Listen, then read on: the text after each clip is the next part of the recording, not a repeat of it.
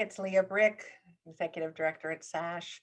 I'm here today for another conversation from the couch, and I'm really thrilled to be sitting with Natalie Malone. Natalie and I are becoming friends, and she's going to be doing a webinar for us really soon, which I hope all of you will register for. And today we're talking about BIPOC sexuality. So welcome, Natalie. Thank you so much. I am so excited. I've got my coffee. We're ready to go.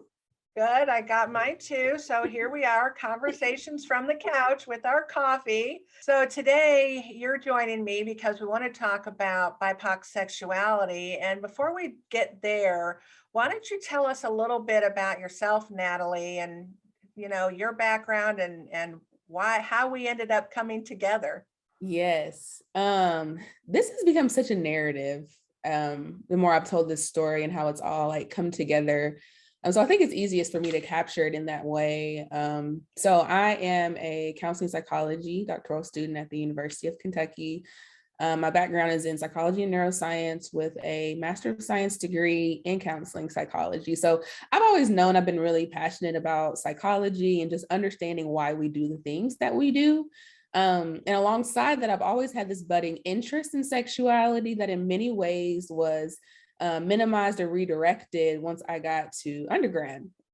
I've always been really invested in research. So I was sharing with Leah how recently I experienced a concussion, but my mind was just going nonstop about the research. So it's something I'm super passionate about. And initially, when I came to college, I really did want to involve myself in sexualities research specific to my community, just recognizing that majority of the discourse and available information that targets specifically the Black population is very what we would call sex negative or deficit based. So we're looking at sexual risk behaviors. We're looking at a lot of STIs, not to minimize the importance of that study, but we're not making space for sexual wellness, joy, liberation, et cetera. And I really remember feeling that pressure from academia to situate my studies in that deficit-based focus, which actually took me away from that interest for a majority of my undergraduate career. Nonetheless, during that time, I was able to really sharpen my skills, invest in other areas, and the culmination of that work resulted in me pursuing doctoral study with my lovely academic mama, as I call her, Dr. Candace Hargons. And really, she was the entry point for me in understanding that there is space specifically in counseling psychology to have sex positive conversations about BIPOC sexualities. And then from there, it was like the last 4 years have just been an abundance, like almost like a fire hydrant, really, of really meaningful information and study, which has landed me in this space where I'm consistently thinking about social justice topics, love, sex, and spirituality. So I kind of like to hang out in that arena and think towards how we can, what I would say, return to some of the practices that many of these groups have had related to their sexuality and wellness for centuries that unfortunately have been impacted by colonization and other practices. So that's kind of like the short form version of the narrative of how I got here. And it makes me really happy to see how it's all come together in such a short amount of time.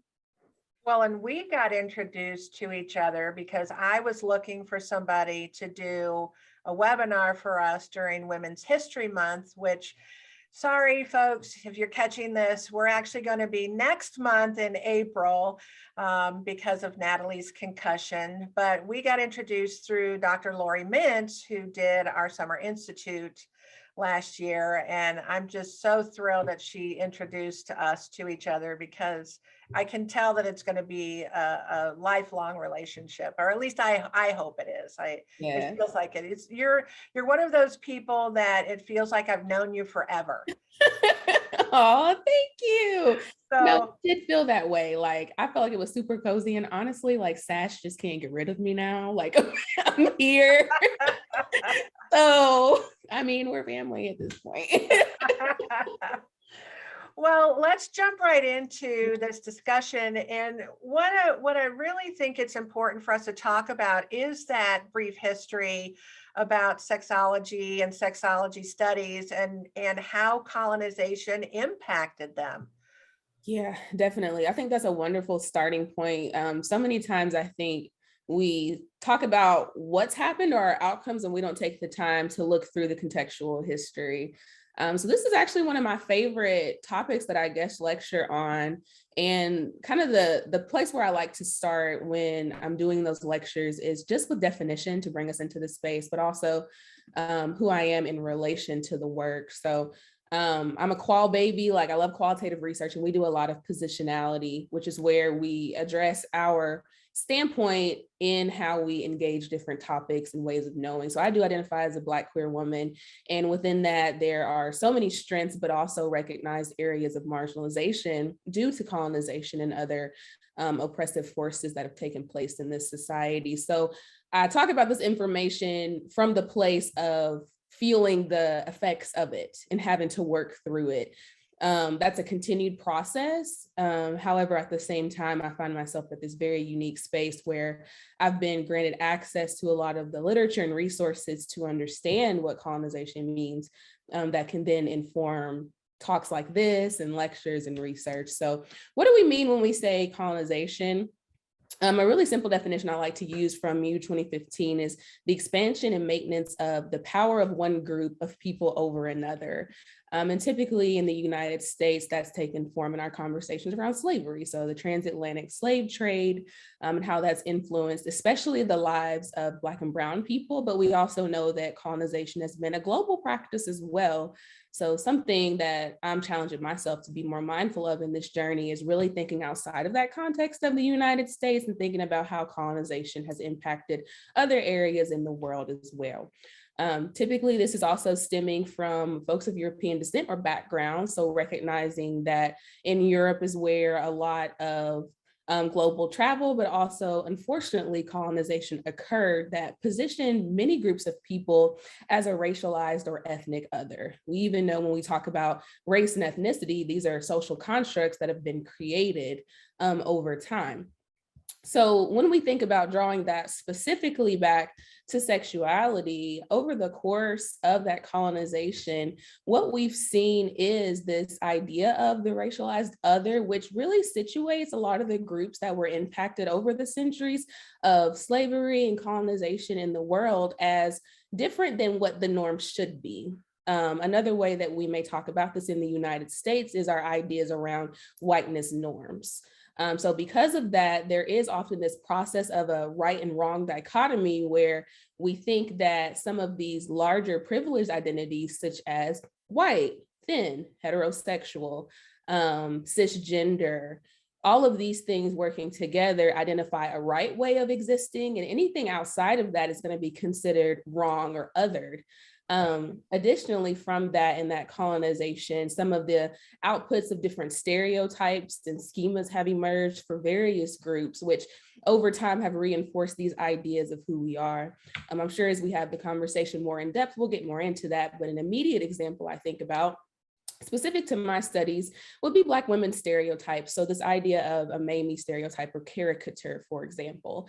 If we think back to the idea of even Aunt Jemima on a really popular syrup bottle, or the movie The Help, and all of these ways in which Black women have consistently served other people at the expense of self. Well, that's also at the expense of their sexuality too. So in many ways, the idea and perpetuation of that specific stereotype has resulted in this kind of asexualization, not to minimize that asexuality is a very real and valid sexual identity. However, in this case, automatically assuming that there is no sexual landscape for Black women.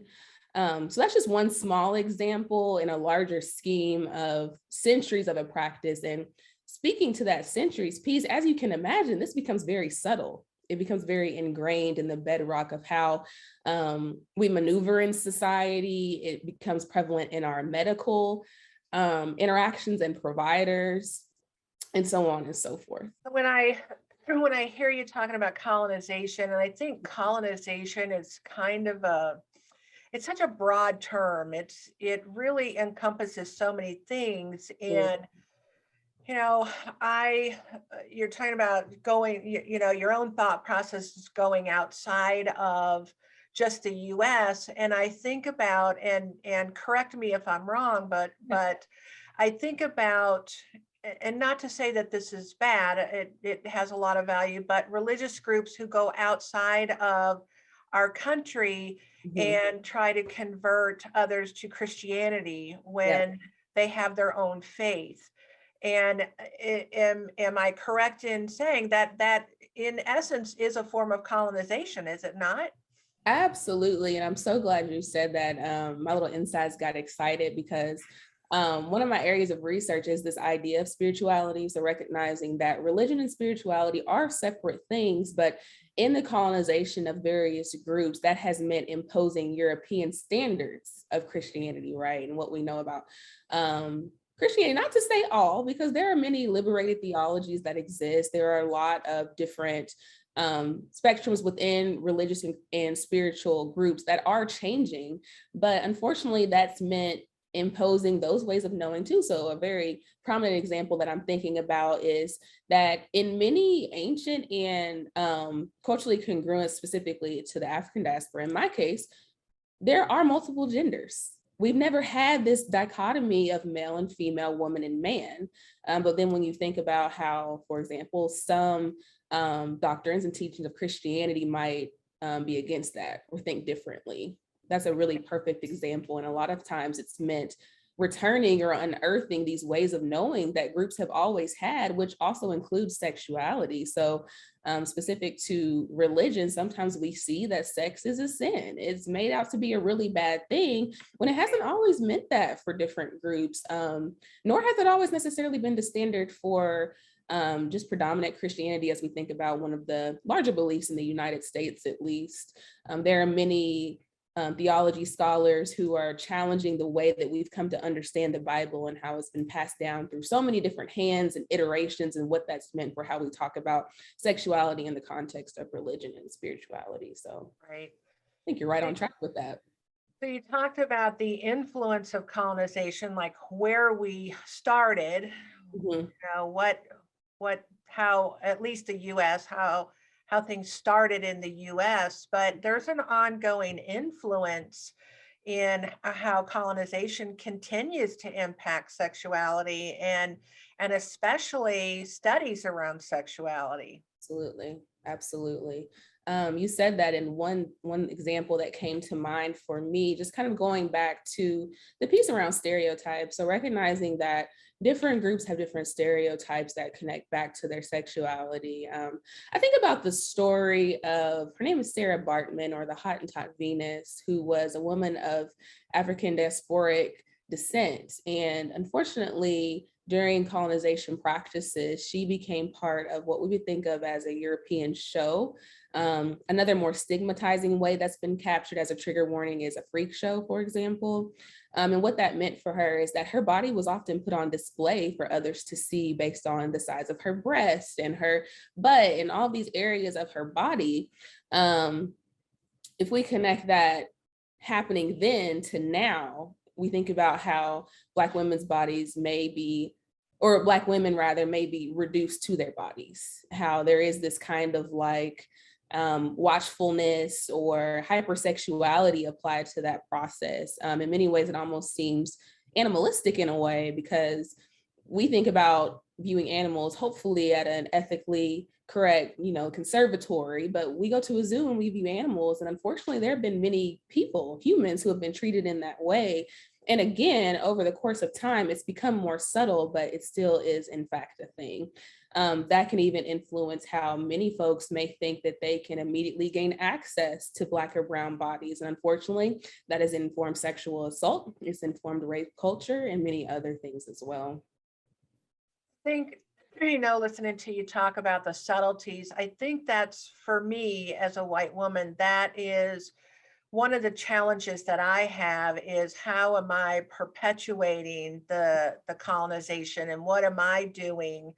What's my language? What's my unspoken? I think about white silence and not speaking up for things that are just wrong. And whether it's that I'm aware that I know that I'm doing that, or it's so subtle that I don't even hear it in the language that I speak. And I have been challenged. I've challenged myself to really look at how white supremacy impacts the work that I do, how it impacts the relationships that I develop, so that way I'm not perpetuating that colonization. I don't want to be a part of that. That's not something that resonates for me, and now that I'm aware of, and I'm just have just barely scratched the surface of really looking at it for myself. But I am aware, and so now I can't ignore it. And that for me is so very important. Mhm. Yeah. And I think it's that scratch of awareness where I feel like many of us tend to get stuck. So recognizing that some of us are a part of the identities that have caused this harm and participate in that system due to the bequeathed power that we hold based on our identities. And then there are others of us who are continually impacted and perhaps have experienced internalization, right? So when that kind of those sunglasses are taken off, or when the blindfold is taken off, I think that can be a very petrifying place for many of us, where we don't necessarily know how to move our thoughts, bodies, and emotions through that process. So I think one thing I was hearing in what you were saying, kind of tapping into those clinical pieces here, is this willingness to sit with the discomfort. And I don't think a lot of us do that very well, particularly when we have privileged identities, because again, like, we have this kind of right wrong dichotomy that we operate in. When can it be both? And can we not continue to learn and address that, but also hold the natural discomfort that comes with that? And perhaps knowing that at some point you have likely caused harm. And that's a hard thing to hold. We don't want to minimize how hard that is, but I think it's a very necessary action to begin this work and to do it the way that it needs to be done. I agree with you completely. And it is hard. It's really hard to sit with that discomfort. And when I started reading, one of the authors that I was reading said, "You're not going to get a gold star for doing this work. No one's going to praise you. This is work that you need to do, and you need to learn to sit in the discomfort." And so what I've done is and God bless Lauren Chapel Love, Dr. Lauren Chapel Love, who did a conversation with me months ago and said, "Look, you have Google just like I do. You can Google things just the same way I can. You be respectful of your Black and brown friends and asking them to clarify things for you." And so that was a great lesson for me. And so now what I do is I need to have some of those hard discussions about, well, what am I doing? I'm having that discussion with a close friend who I can have that discussion with and not harm someone of color. Yeah, no, that's real. Because what we know, when we look into like race theory and this idea of like, how do we arrive at these isms, right? These larger things. And specifically because we're talking about race and ethnicity, I want to say it's Jones 2000, if I'm correct. But nonetheless, what I really like about that model of how all this happens is that we know that it's individual, interpersonal, and systemic. So there has to be that individual process. There has to be that interpersonal piece where perhaps you find accountability in community, which is what I'm hearing with the friend that you speak with. And then perhaps the hardest is like that systemic level, where I think, fortunately, and I operate from a place of love and optimism, is that I think a lot of us really do care about doing the individual and interpersonal work. I think we're very good as humans naturally finding community. If we can work through some of the things, the material on our own, and be vulnerable enough to bring that to others, I think that work is happening. It's kind of that insidious nature of the systemic stuff that's been happening for centuries that's a lot harder to contend with. And I think that becomes another barrier, where it's like that first one is like, oh, I'm woke now, and some of this stuff was really problematic. And then the next layer is like, oh, this has been around for a long time. How am I supposed to change this? Right? Exactly. And that's where I think for me, in my personal kind of practice and orientation to the world, it's like, what seeds can be planted? What meaningful changes can I influence? Like, I think if one person reads my research and they feel seen in it, that's huge. That's a step towards, Absolutely. you know? So, but it's very Well, hard work. and I want to talk a little bit about research. So you're doing a webinar for us on BIPOC scholars, and we haven't really addressed that in our conversation right now about why we should be reading research by BIPOC scholars. Yes, yes. So I'm super excited about this webinar. It's been a really wonderful opportunity for even me to return to the literature and just see like the abundant output of all of these BIPOC scholars, specifically those who identify as women or queer, gender expansive folks. And really what it is in short, there's so much strength, creativity, and power at the margin. So when we talk about race and ethnicity, honestly, Black and brown people are people of the majority, the global majority, and we do a disservice by using terms like minority, right? That just kind of goes to reinforce some of these pieces. And I think about how often I still see the word minority used in research. So even those like small pieces where it's just like, we're actually talking about the predominant makeup of the population on Earth. So again, very subtle things, but just those adjustments in the language of our research, who's conducting that research. So one of the reasons I love investing in the work of BIPOC scholars is because they have that positionality that I spoke to at the beginning of our conversation, where there's a certain lived experience and unique way of knowing that is otherwise absent. And this is not to say that white researchers or sexologists can't invest themselves in that work, but do it in community. Like, we have to be very intentional about surrounding ourselves with diversity, as the word goes. Even for myself, I have to be very careful. I'm very fortunate to be in environments where I'm working with people who look exactly like me, but even within that similarity, there's still so much rich difference that we have to be very nuanced about. And when we don't do that in our statistics, we don't take the time to look at our demographics and how we collected data, who's missing from that data, that does a disservice to the ultimate outcomes and discussion points. When we make broad statements that we apply to groups, like this group of people is often taking sexual risk behavior to higher levels than others. And those blanket statements without situating that within the sociocultural and historical context of who they are and how they've often been treated.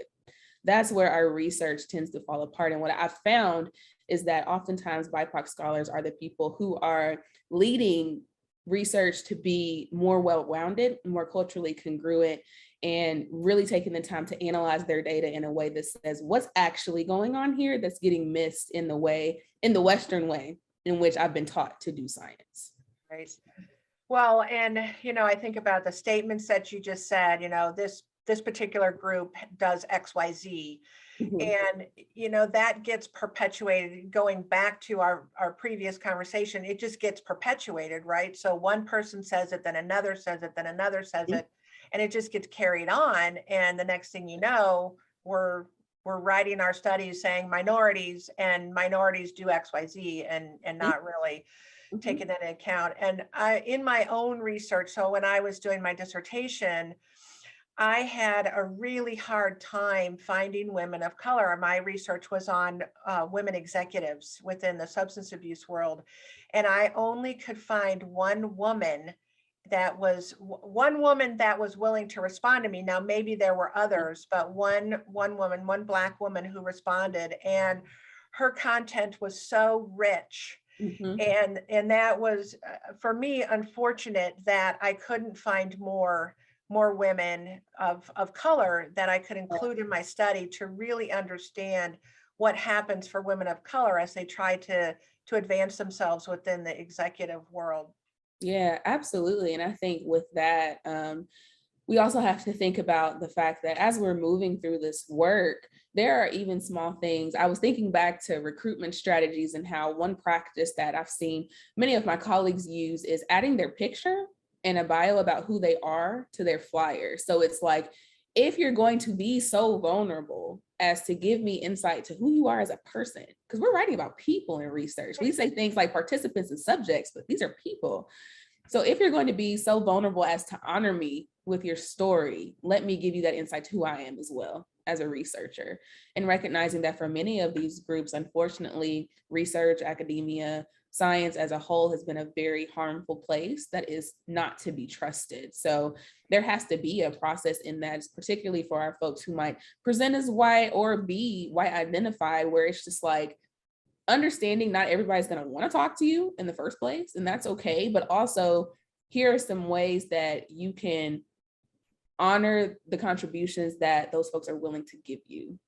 Sometimes that also means being intentional about community science and bringing in folks. I always say, like, you know, if you want to include folks in your research who have identities that you are not familiar with or you do not hold, go find their expert who has those things. Invite them to your table to make sure that even in your development of your protocols, how you're going to collect your, like, everything from point A to point manuscript, make sure those pieces are accounted for, invite those voices to the table, be able to say, I'm not the expert, which is something I think a lot of us as researchers feel like we need to be. We strive so hard to get these PhDs, we're the expert, but we're not. And that's okay. Like, it's okay. I'm very, very clear about, like, you know, like, at the end of the day, I research my community. I have a very special place in my heart for doing work dedicated to Black women. And I consider a lot of my work a love letter specifically to queer Black women. And that's my niche, that's my lane. When we do this webinar, I'm going to be talking about other groups and bringing their voices to the table because I think that's important. But at the same time, I'm very vulnerable with the fact that I am learning this alongside others. And that interest area of mine is very deeply connected to the fact that it's my lived experience and what I've spent the most time investigating and understanding. So, well, Natalie, thanks for spending time with me today. I just love our conversation and our time together, and I look forward to seeing you soon. And I know this webinar is going to be amazing. Yes, thank you so much for extending the opportunity. Like, I loved it, and I'm excited to see where this goes as well. All right, well, we'll talk to you soon.